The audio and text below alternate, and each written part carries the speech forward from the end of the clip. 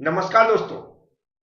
आज का टॉपिक है क्लोज्ड साइकिल गैस टरबाइन, जिसकी स्टडी हम लोग thermal engineering second, power plant engineering या फिर थर्मोडायनेमिक्स के अंदर करते हैं। क्लोज्ड साइकिल गैस टरबाइन पर कई प्रकार के क्वेश्चन पूछे जाते हैं, जिनमें कुछ इंपॉर्टेंट्स भी हैं, जैसे कि क्लोज्ड साइकिल गैस टरबाइन के अंदर कौन कौन से कंपोनेंट होते हैं और उनकी क्या वर्किंग होती है। दूसरा वेरी इंपॉर्टेंट क्वेश्चन है, जिसमें इस साइकिल का पीवी और टीएस डायग्राम बनाने के लिए पूछा जाता है विथ एक्सप्लेन। आज हम लोग सब कुछ समझेंगे, सिर्फ आपको वीडियो पूरा देखना है और जो मैं यहां पर समझा रहा हूं उसको ध्यान से सुनना है। चलते हैं, टॉपिक स्टार्ट करते हैं। क्लोज्ड साइकिल गैस टरबाइन समझने से पहले आप लोगों को ओपन साइकिल गैस टरबाइन को समझना होगा, क्योंकि पहला पॉइंट तो यही आता है कि जो ओपन साइकिल गैस टरबाइन के अंदर जो ड्रॉबैक थे उनको दूर करके क्लोज्ड साइकिल गैस टरबाइन बनाई गई है। तो नॉर्मली ये जो उसका उपयोग है वही इसका उपयोग होगा। जैसे कि उसका उपयोग हम पावर प्लांट के अंदर जो इलेक्ट्रिसिटी जनरेट होती है, वह पावर प्लांट के अंदर जो पूरी कंप्लीट वर्किंग साइकिल होती है वह किस पर बेस्ड होती है, जो हमारी ओपन साइकिल गैस टरबाइन पर बेस्ड होती है। तो यहां पर भी क्लोज्ड साइकिल गैस टरबाइन का भी वही उपयोग है जो ओपन साइकिल गैस टरबाइन का है, क्योंकि उसी को मॉडिफाई करके इसको बनाया गया है। पहला वर्ड आपको समझ में आ गया होगा। नॉर्मली जो ओपन साइकिल गैस टरबाइन थी उसके अंदर जो कंपोनेंट थे वही कंपोनेंट इसके अंदर है, लेकिन वह ओपन साइकिल थी, उसके अंदर जो गैस होती थी जब उसका प्रेशर टेम्परेचर कम हो जाता था लास्ट में हम एटमॉस्फेयर में छोड़ देते थे, लेकिन इसके अंदर ऐसा नहीं होता। इसके अंदर हमने एक कंपोनेंट और जोड़ा हुआ है, उसका नाम है हीट एक्सचेंजर। हीट एक्सचेंजर इसलिए जोड़ा है कि जो हमारी एटमॉस्फेयर में जो हम एयर को छोड़ देते थे, गैस को छोड़ देते थे, उसको हम फिर से रिसर्कुलेट करते हैं, उसका उपयोग फिर से करते हैं। नॉर्मल उसका टेम्परेचर बनाकर, टेम्परेचर कैसे बनाते हैं मैं बताऊंगा, उसकी हीट को एनवायरमेंट में रिजेक्ट करके हम क्या करते हैं, फिर से उसको कंप्रेसर के अंदर भेजते हैं, उस एयर को हम फिर से रिसर्कुलेट करके हम यूज करते हैं, जिससे इसकी इफिशियंसी भी बढ़ जाती है। तो इस तरह कुछ ड्रॉबैक करके क्लोज साइकिल गैस टरबाइन बनाया गया है। अब इसके कंपोनेंट एक कंप्लीट डायग्राम के अंदर समझ लेते हैं तो आपको और अच्छे समझ में आ जाएगा। तो ये डायग्राम है जिसको आप थ्योरी एग्जाम में बना के आए। सबसे पहले ये क्या है, कंप्रेसर है। क्या बोलते हैं इसको, कंप्रेसर। कंप्रेसर का फंक्शन मैंने बताया हुआ है क्या होता है। ये करता है कंप्रेस। किसको कंप्रेस करता है, जो एयर इसके अंदर आ रही है, जो कंप्रेसर के अंदर एयर आ रही है उसको क्या करेगा, कंप्रेस करेगा।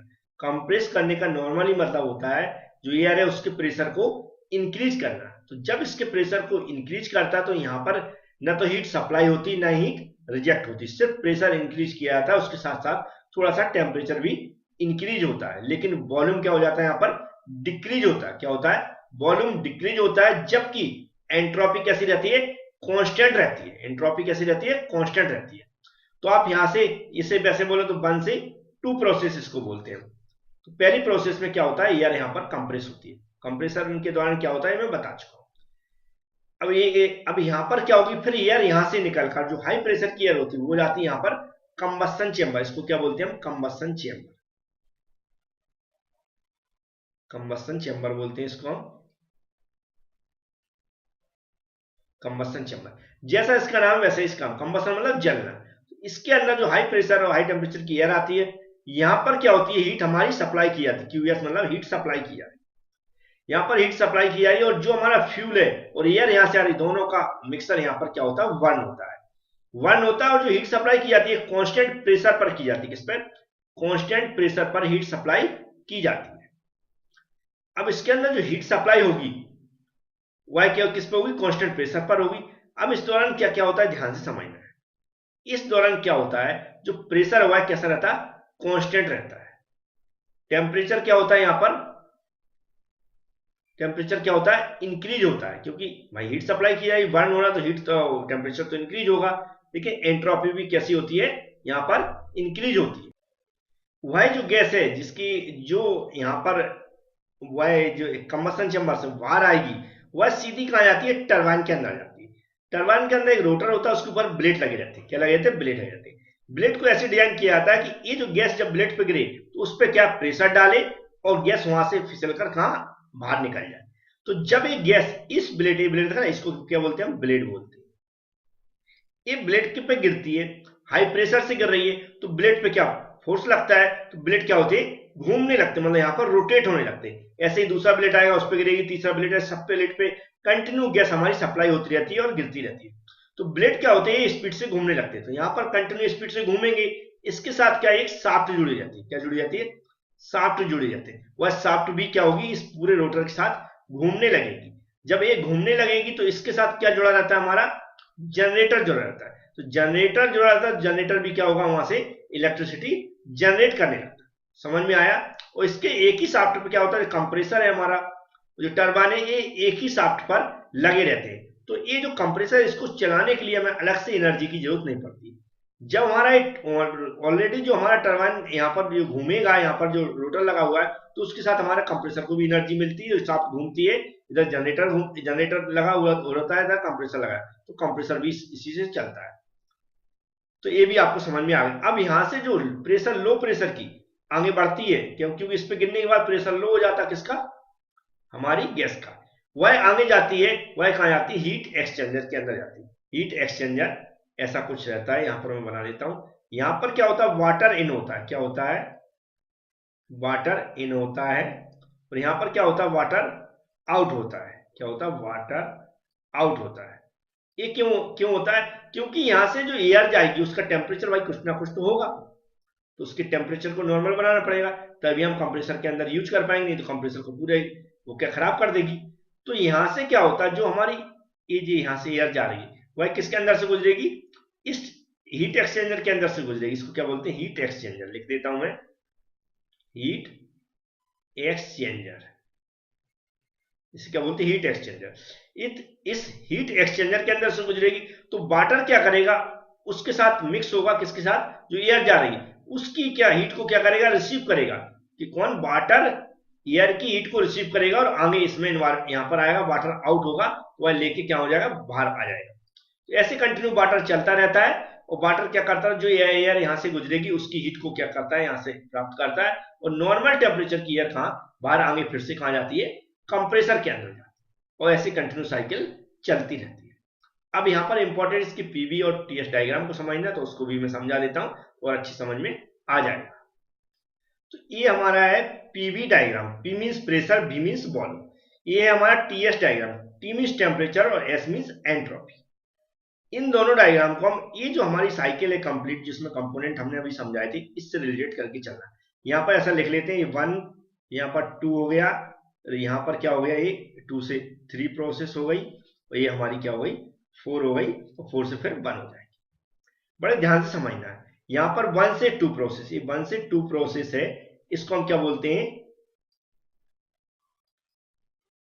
आइसेंट्रोपिक, आइसेंट्रोपिक कंप्रेशन प्रोसेस,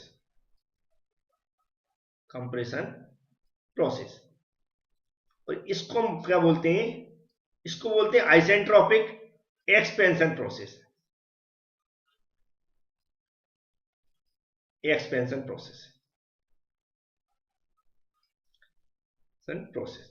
ये होती है हमारी कांस्टेंट प्रेशर प्रोसेस, क्या होती है, कांस्टेंट प्रेशर प्रोसेस,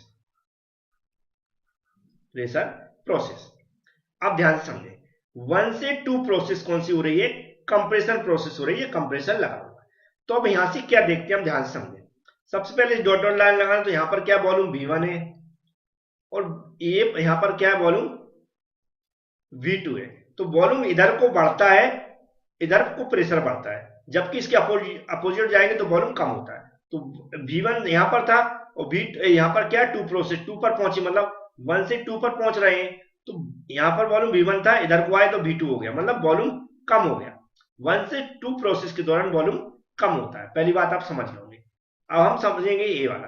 तो V1 पर प्रेशर कितना है, P1 है, और यहां पर प्रेशर कितना है, P2 है। प्रेशर ऊपर को बढ़ रहा है, तो P1 से 2 प्रोसेस पे 2 पॉइंट पर कितना पहुंच गया, P2 पहुंच गया, मतलब यहाँ पर प्रेशर बढ़ रहा है। तो मतलब कंप्रेशन प्रोसेस के दौरान वॉल्यूम कम हुआ और प्रेशर बढ़ा, ये पहली बात। अब हम टीएस डायग्राम से देखें, तो यहाँ पर क्या एंट्रोपी S1 है, और यहाँ पर एंट्रोपी क्या है, S3 इक्वल क्या है, S4 है, और जबकि यहाँ पर ये 2 पॉइंट है ऊपर, तो S2 इक्वल टू क्या है, मतलब दोनों एक ही पॉइंट पर है। यहाँ पर टेम्परेचर क्या है, T2 है, और यहाँ पर टेम्परेचर क्या है, T1 है। तो हमने यहाँ पर देखा टेम्परेचर 1 से 2 प्रोसेस के दौरान बढ़ गया, मतलब टेम्परेचर इंक्रीज हुआ, जबकि एंट्रोपी कैसी है, कांस्टेंट है। तो हम बोल सकते हैं 1 से 2 प्रोसेस के दौरान एंट्रोपी कैसी रहती है, कांस्टेंट रहती है, और टेम्परेचर भी बढ़ता है। इतनी बातें मुझे याद होनी चाहिए 1 से 2 प्रोसेस के दौरान। यहाँ पर कोई भी हीट सप्लाई नहीं होती, ना ही कोई रिजेक्ट होती है। आइसेंट्रोपिक आपने पढ़ा होगा, उसकी भी थ्योरी पढ़ी होगी, तो उसके अंदर ऐसा कुछ नहीं होता। अब होती है 2 से 3 प्रोसेस। यहाँ पर देखा 2 से 3 प्रोसेस, जिसके अंदर क्या हो रही, हीट सप्लाई हो रही, क्यू दिख रहा है, क्यू हीट सप्लाई हो रही है यहाँ पर, और हमारा क्या फ्यूल मिक्सर हो रहा है और बर्न हो रही गैस। तो 2 से 3 पे हीट सप्लाई हो, तो यहाँ पर 2 पर 3 पॉइंट पर पहुंचेंगे तो प्रेशर क्या हो जाएगा, एक ही लाइन पे, तो P2 इक्वल टू क्या हो जाएगा, P3 हो जाएगा। मतलब कांस्टेंट प्रेशर पर हमारी हीट सप्लाई हो रही है। पहली बात आप समझ गए होंगे। वॉल्यूम क्या हुआ, थोड़ा सा एक्सपेंड हुआ, मतलब यहाँ पर क्या हो जाएगा, V3 हो जाएगा। तो वॉल्यूम V2 की तुलना में देखें थोड़ा सा बढ़ गया है। प्रेशर कांस्टेंट हुआ, वॉल्यूम बढ़ गया, हीट सप्लाई हुई, ये भी बात आप समझ गए होंगे। अब इसके अंदर देखें तो 2 से 3 प्रोसेस में देखें तो 2 से 3 प्रोसेस, 2 पर क्या था, एंट्रोपी S2 थी, और यहाँ पर क्या हो गई, S3 हो गई।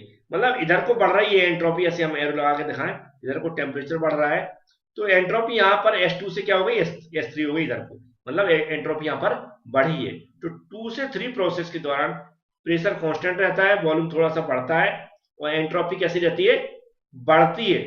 और टेम्परेचर यहाँ पर अगर हम डॉट डॉट करके देखेंगे, टेम्परेचर बहुत ज्यादा और ज्यादा इंक्रीज हो गया है। 2-3 की तुलना में देखेंगे टेम्परेचर और ज्यादा इंक्रीज होगा, क्योंकि यहाँ पर गैस बर्न हो रही है। अब 3 से 4 प्रोसेस, ये देखो 3 से 4 प्रोसेस कौन सी है, आइसेंट्रोपिक एक्सपेंशन प्रोसेस है। तो इस दौरान क्या हुआ, अगर हम प्रेशर की यहाँ पर वॉल्यूम देखें तो V4 हो गया, मतलब V3 की तुलना में देखें V4 वॉल्यूम और बढ़ गया, मतलब वॉल्यूम यहाँ पर एक्सपेंशन प्रोसेस के दौरान बढ़ गया है। जबकि यहाँ पर प्रेशर देखें तो P4 है, यहाँ पर क्या हो जाएगा, P4 हो जाएगा, एक ही पॉइंट पर है। तो प्रेशर क्या हुआ, यहाँ पर P3 पे, यहाँ P3 था मतलब ज्यादा था, नीचे को आया मतलब कम हो गया, तो प्रेशर कम हुआ। मतलब 3 से 4 प्रोसेस के दौरान वॉल्यूम बढ़ा, प्रेशर कम हुआ है। अब टेम्परेचर है, इसकी बात कर लेंगे, तो टेम्परेचर देखो 3 से 4 प्रोसेस के दौरान नीचे की ओर आया, मतलब यहाँ पर टेम्परेचर क्या हुआ, और डाउन हो गया, टेम्परेचर क्या हो गया, डाउन हो गया, मतलब कम हो गया टेम्परेचर कम हुआ। और क्या हुआ, 3 से 4 प्रोसेस के दौरान entropy S3 equal to S4 है, मतलब एक ही पॉइंट पर दोनों है, ये क्या हुई, कांस्टेंट है।